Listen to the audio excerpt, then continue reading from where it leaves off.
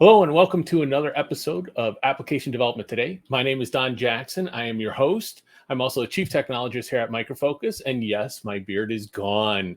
For all of these watching this, I can't reference the white beard anymore. So if I go to grab it like this, sorry about that. So welcome everybody. Today's topic is going to be about reading the room. And I'm pleased to have with me Mr. Bill Weinberg. Bill and I go back, 15 years when we met in Louisville, I think it was. Yeah. In Louisville, yeah. Marriott down in Louisville, of all places. It hasn't been that long. Man, time flies. I've been here at I almost said it, at OpenText now since 2007. So it was before that, yeah. But man, no, 2015. 2015 is when I came here. So okay, and it was well before that. So it was well before that. So yeah, it's been a few years. So I appreciate you taking the time, Bill. Bill, if you want to do a quick introduction. Yeah, no, thanks, Don. Thanks for inviting me to be a part of this. So as audience, as Don said earlier, my name is Bill Weinberg. I get the privilege of being able to lead the ADM pre-sales team at OpenText. And do that worldwide. And it's a real pleasure to be able to work alongside of some of the best pre-sales engineers in the industry, not just around the ADM space, but really across the entire software pre-sales industry. I get the privilege of working with the best that are out there. But, and Don, you're even in that mix. I'll throw you in with that as well, because I've had the privilege of working with you for a long time and learned a lot from you. And so really appreciate this opportunity to be able to kind of dive a little deeper into some topics that are very different than what we normally talk about. Although I'm gonna call you out here, Bill. In this podcast, we have DYA. Define your acronym. You use an acronym in there. ADM. Always define your acronym. So ADM is. Well, it depends on which definition you want: application development and management, or application delivery management. We kind of stretch it across all of them. So it's more about the application development space and how we help deliver better applications for our customers.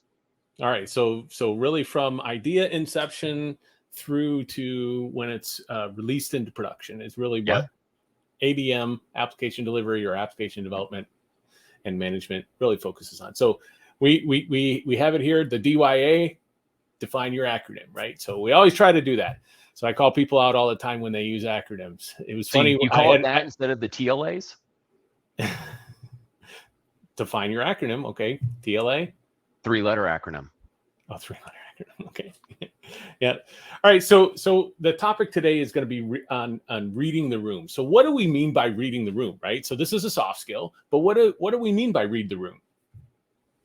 So I'm glad you asked, because reading the room is a very important soft skill. And one of the things, especially this doesn't just apply to pre-sales. This applies to really any type of industry that you're a part of, any type of career that you're a part of. Your ability to be able to read the room, understand when you need to try to pull people back in, try to read the facial expressions, the body language, and being able to understand how that person might be engaging or not engaging in the conversation, or a point maybe that you're making, how it may be resonating with them as well.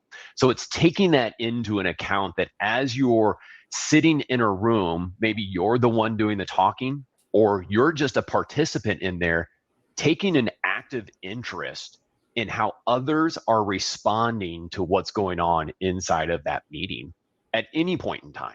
And it's not just sitting there as a passive attendee and looking down at your own device, whether it's your phone or whether it's your laptop or even note taking. It's about engaging into the overall session that you're a part of and paying attention to how others are engaging into that session as well. So active listening instead of just passively listening, because passively listening, we can pass out sometimes, right? Like people, very good. You and I have talked about that before, where we've seen some people that are, they look like they're deep in thought, but really you catch them when they do this. Yeah, exactly. When you see that quick up. But yes, you said something that's a very key element behind it as well, Don. Active listening is a fundamental part of reading the room. And I can go back to, there are some great examples of individuals that I've worked with that I see as being some of the best examples of active listening where at times I was questioning, especially as we were doing remote sessions and really before webcams became more prevalent in day-to-day meetings, one-on-ones. I was wondering if that individual was even still on the phone with me because they were so actively listening. They were waiting to make sure that I had finished my comment. Then they gave themselves some time to think about it. And then they responded after they thought about it. It was one of the most amazing experiences as I worked with that individual because they just were the best in active listening. And they really thought through it and always provided great responses behind it. So yes, that's a key fundamental. I'm glad you brought that up. So, and you talked, you hinted at in that conversation and that part of the conversation of some of the headwinds that we're seeing in today's landscape. You know, what would you consider some of those headwinds to the soft skill are in the landscape today? Well, one is obviously what we're doing right now. This is remote. You know, I'm in Indiana, you're in Michigan, and it's not just that we're right on the state lines because our states border each other. We're not. We're still very far apart from each other. It's probably a good, nice 5-hour drive, even without traffic, for us to meet up. So the fact that everything, especially today, almost everything is remote, that's one of the biggest headwinds that we have. Because in order to be able to read a room or to be able to help lead a meeting effectively, you've got an issue of you need to be able to see the people that you're in the meeting with. So that's a key headwind that we're up against, the remote, the willingness to be on camera, because not everyone's comfortable with that. Even still today, as we come out of the pandemic, still not everyone's comfortable with being on camera a majority of the time, which is okay. You can't force anyone to do that. But you're also running into a headwind in some of these, just unfortunately, the noise that we have around us. And I don't mean background noise.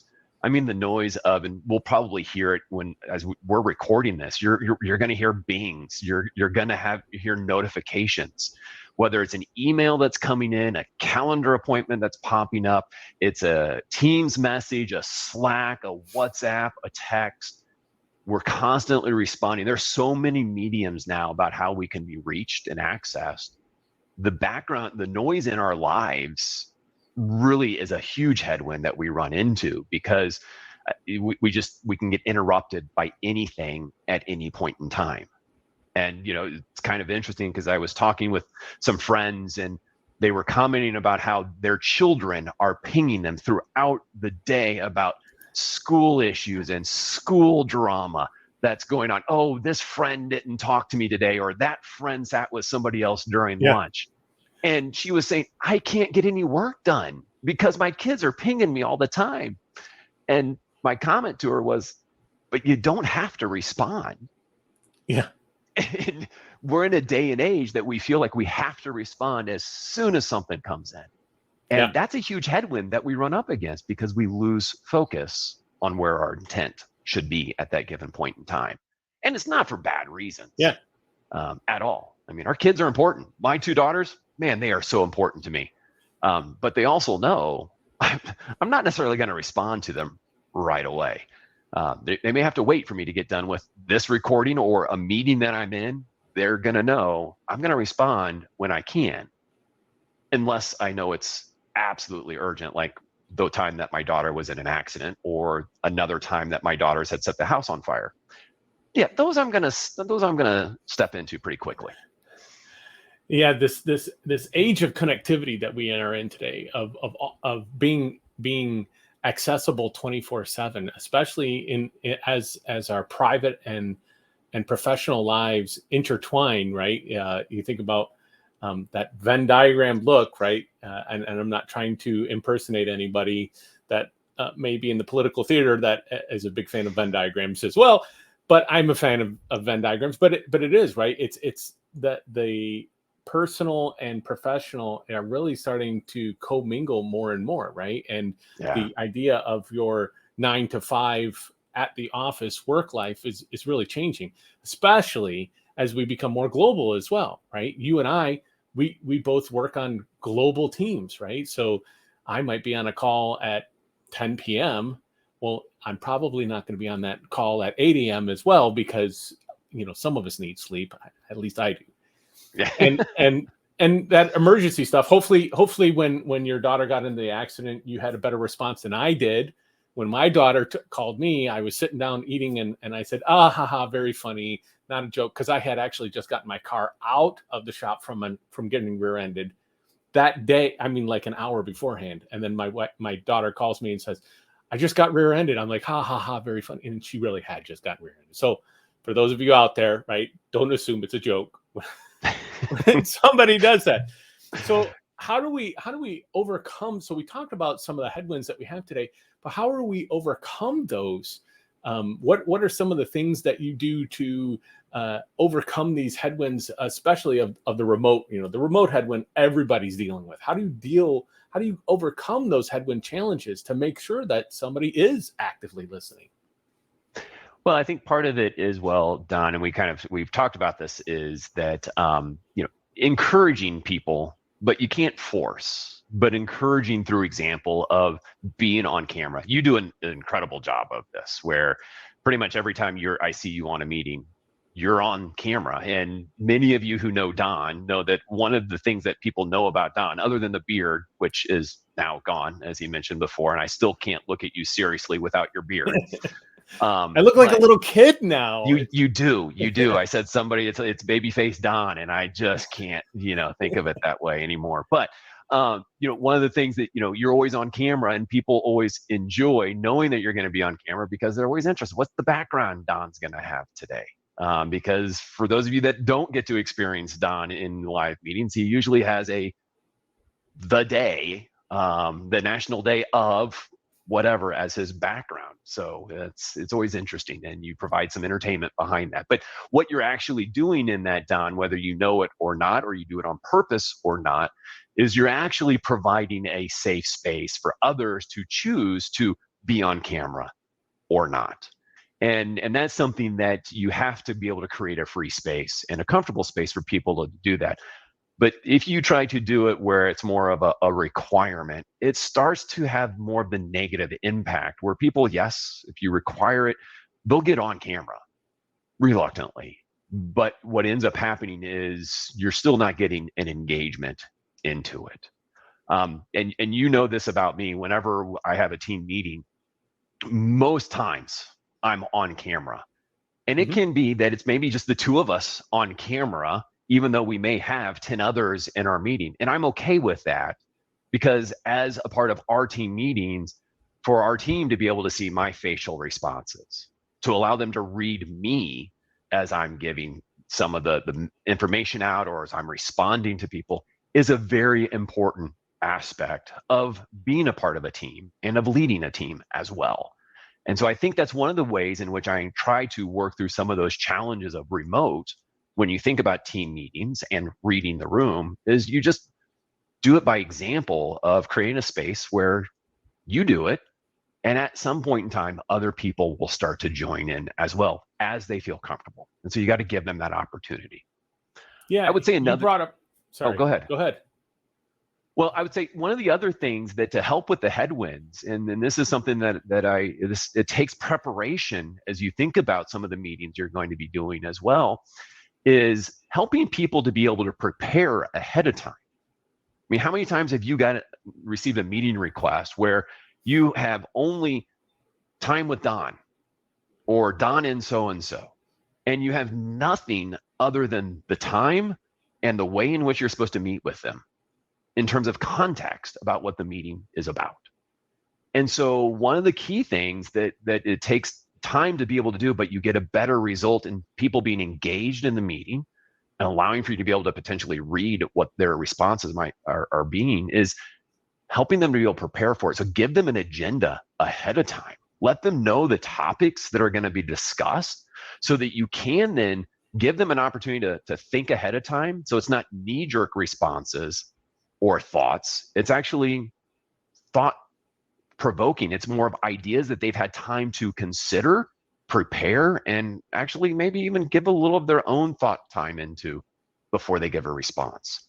So that's another key thing about a way in which I try to help address some of those headwinds to engage people when you're remote. It's, trying to show them to be on camera, but to let them know, what are we going to be talking about in this call, so that they have time to prepare for it as well. And you get a much better result coming out of the end of it. Yeah, absolutely. So, you talked about the whole engagement of the camera. I think another big part of that is being genuine. So how do you tell when somebody's being genuine? Well, you can see it in their face, right? You can see it.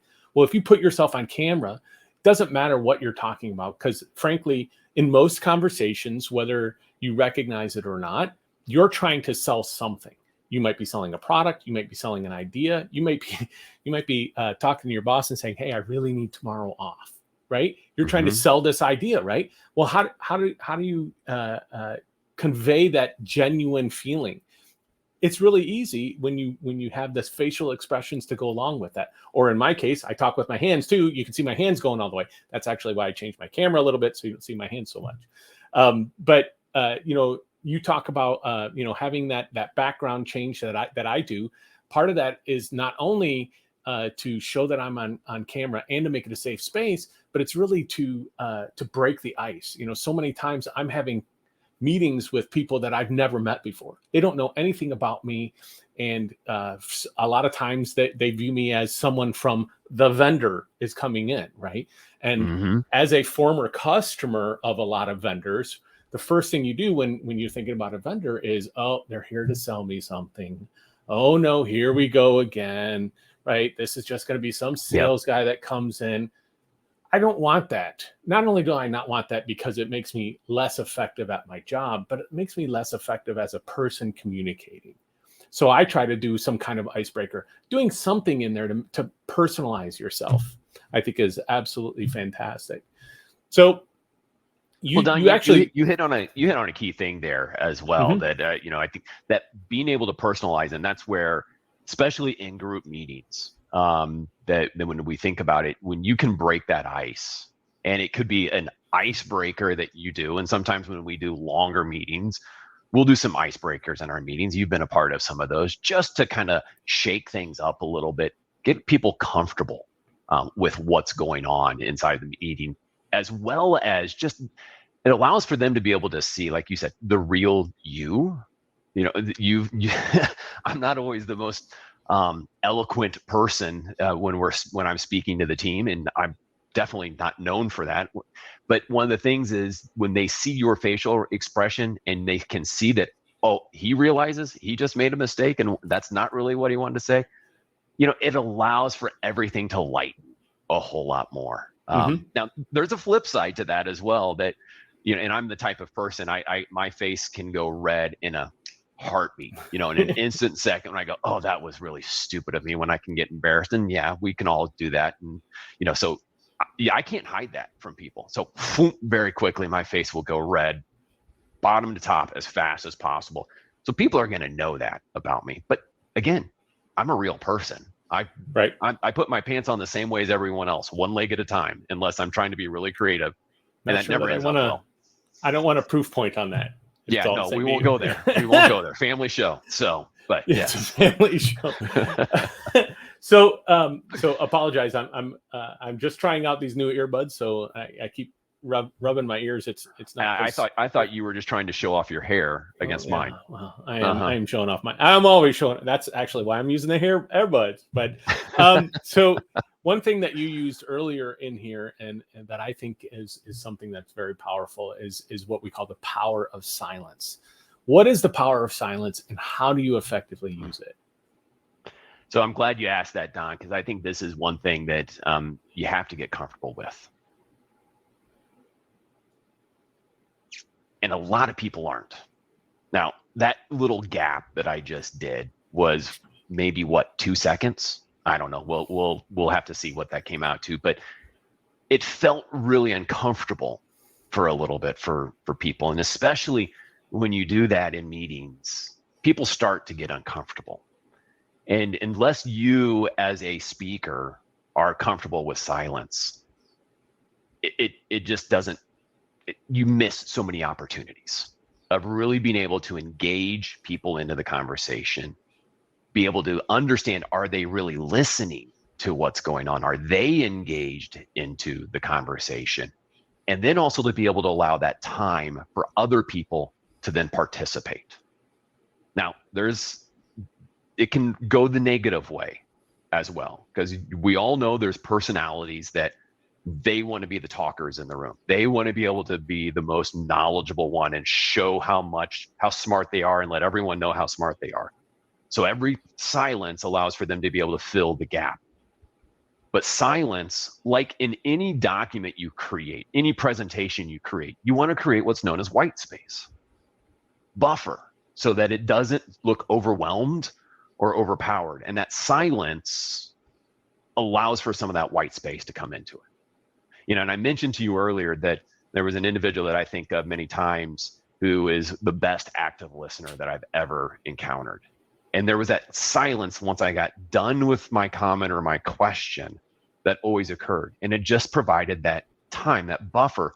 One, it was more for them to think, but it was also that buffer to let a little air come out back into the room and allow for a little bit more engagement into it. And it allows for me to then to be able to see, so who's really in on this session?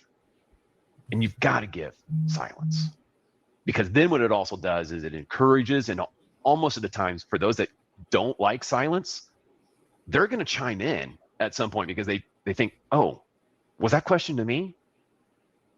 Because they don't like the silence. And so they're going to step in and then start to engage into it, or want to make sure that they weren't the ones that were just called out and they weren't listening.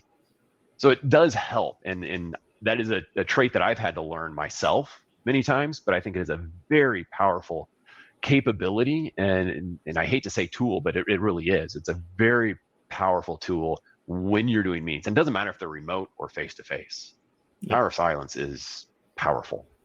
Absolutely. Absolutely. So what would you say are some of the other salient points or tools that you can use to effectively re-engage or test the engagement that you have in today's world, right? So we talked about using the power of silence, which is incredibly effective when you're talking to somebody, or especially a group of people.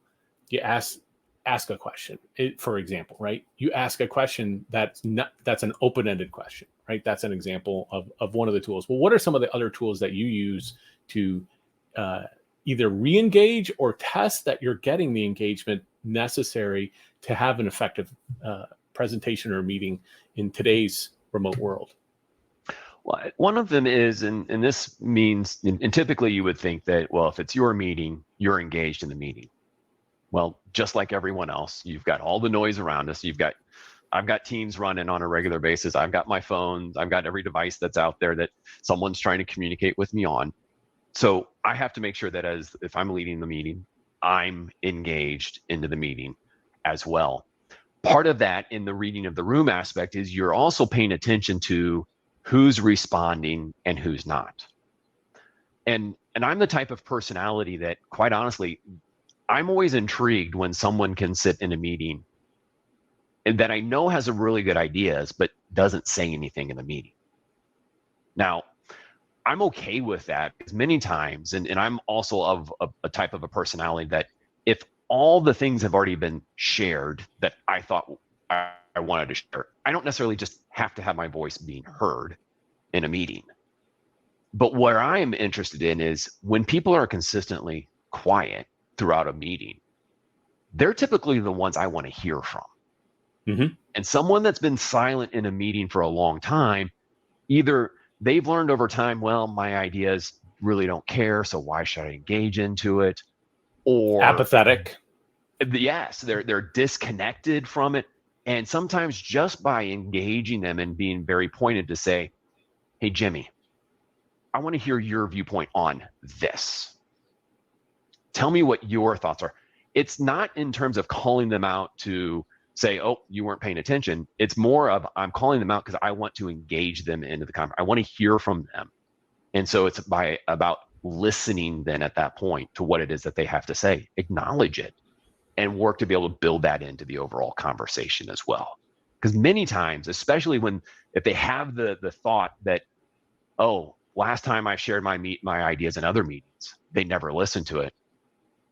They may have some really good ideas. They just haven't had the opportunity to be able to share them or think about them. Or it actually made me think when we were talking about, topics for this, there's a book that I read that a previous boss of mine gave to me at one time that I think was a very good one, because this is what I tried to seek to do by engaging other people. And it's called the 6 Thinking Hats by Edward Bono. And I got to tell you, or De Bono, and I got to tell you, it changes the way in which you think about it. Now, the point that Edward makes in this is more of asking people to put on particular types of hats when they're thinking through an idea or a process. But naturally, everyone has a different thought process. Nobody thinks the exact same.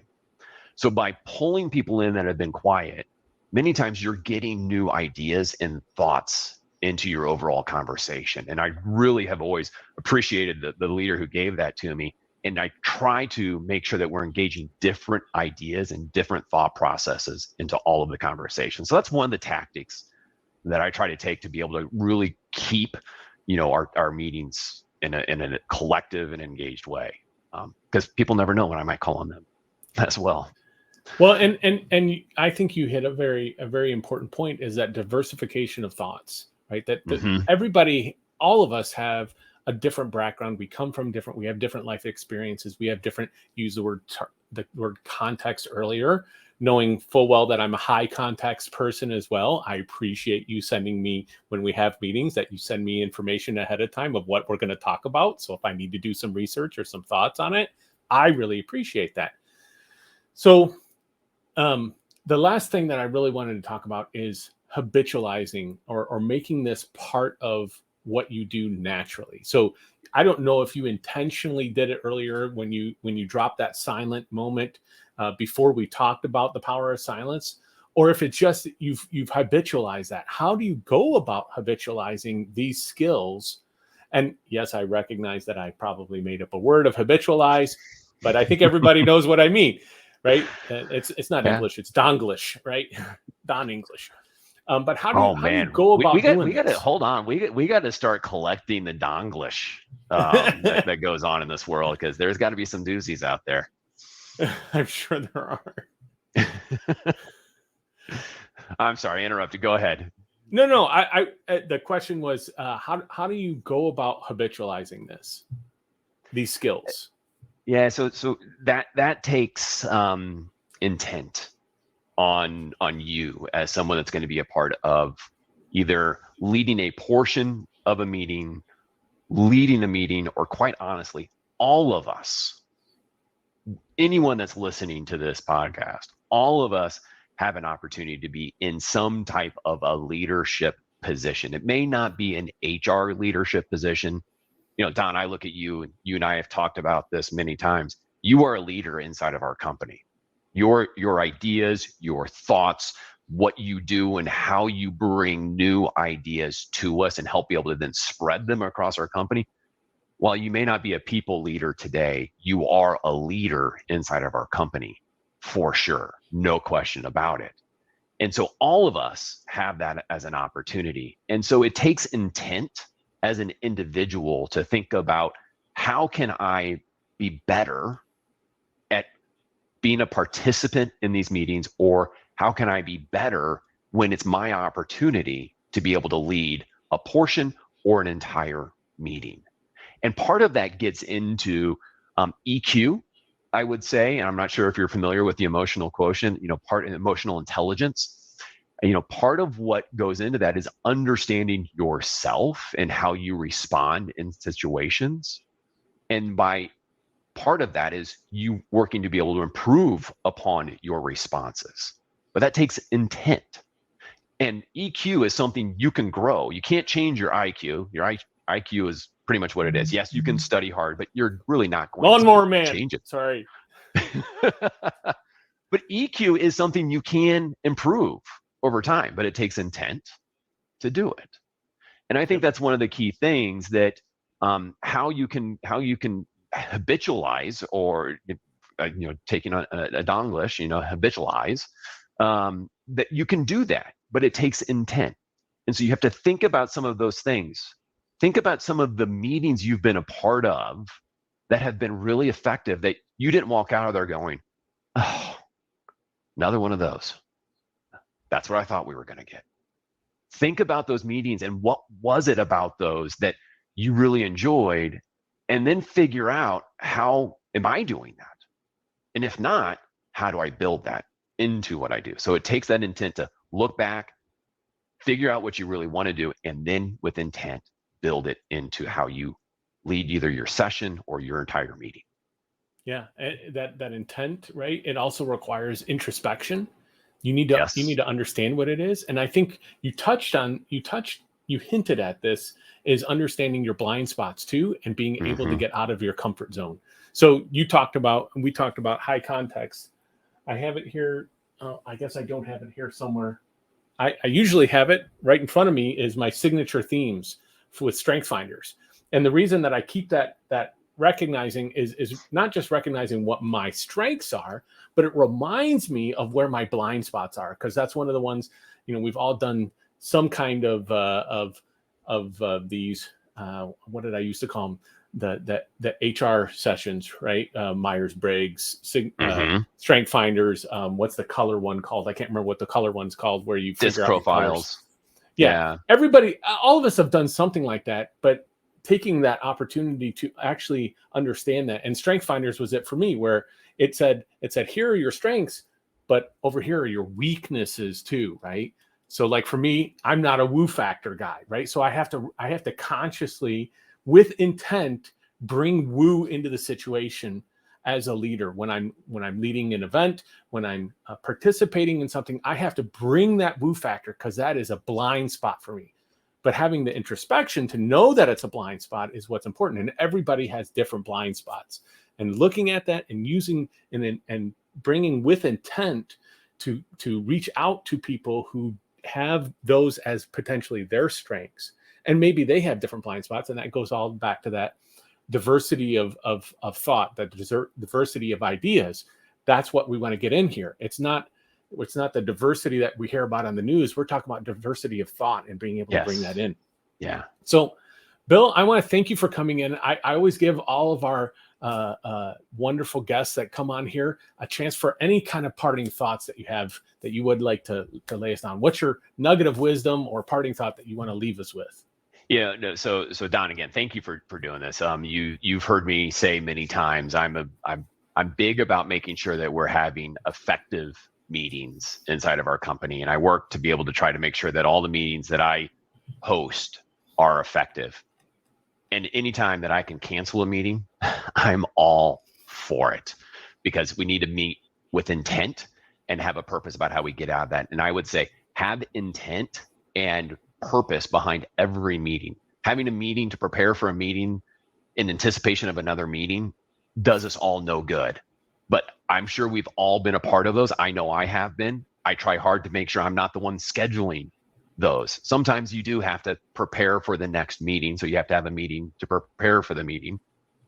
But do it with intent and purpose. And I'll leave with kind of one nugget that I have followed, which I think has helped for me a lot. And that I would just encourage people. It's a very short read. I'm not trying to plug more books, and I get nothing out of these books whatsoever. But there's an author I really like, Michael Hyatt, and he wrote a book. It's a very short one called No Fail Meetings. And it gives a very practical approach to be thinking about how to run and lead a meeting. And I'm not saying this is the only one. You can probably go into any bookstore or Amazon and find a ton of books on how best to lead meetings. But I have found this 5-step approach that he recommends, and he recommends it based upon, he used to be the CEO of a large publishing company. And, so it's tried, it's practiced, it's modified, it's honed, and he's delivered it. And I think it does a really nice job of helping us all prepare, because it's too easy for us to fill our days with meetings and walk out of our day going, what did I accomplish? Mm-hmm. And this allows for us to be more effective with our time. So that would be, especially as being a leader at OpenText today, I would also encourage anyone else that is a leader. And as I said, everybody that's listening to this podcast has an opportunity to be a leader if you're not already.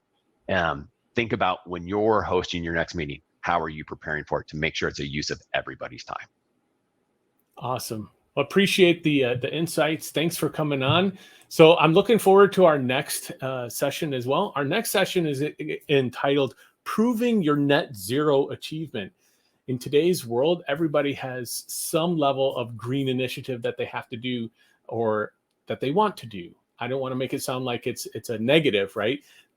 We need to, lack of a better term, save the planet, right? So how do you prove out your net zero achievement that you've done? I'm going to have a wonderful guest with us that can talk to about this. And once again, Bill, thanks for taking the time today. And I look forward to speaking with you later on, either today or tomorrow. I'm sure we'll talk again because we talk a lot. We do. And once again, thank you so much for taking the time today. Great. Thanks, Don. Appreciate the opportunity. If you like the video, please click the like button. And don't forget to subscribe to our channel so that you get notified when we release new videos.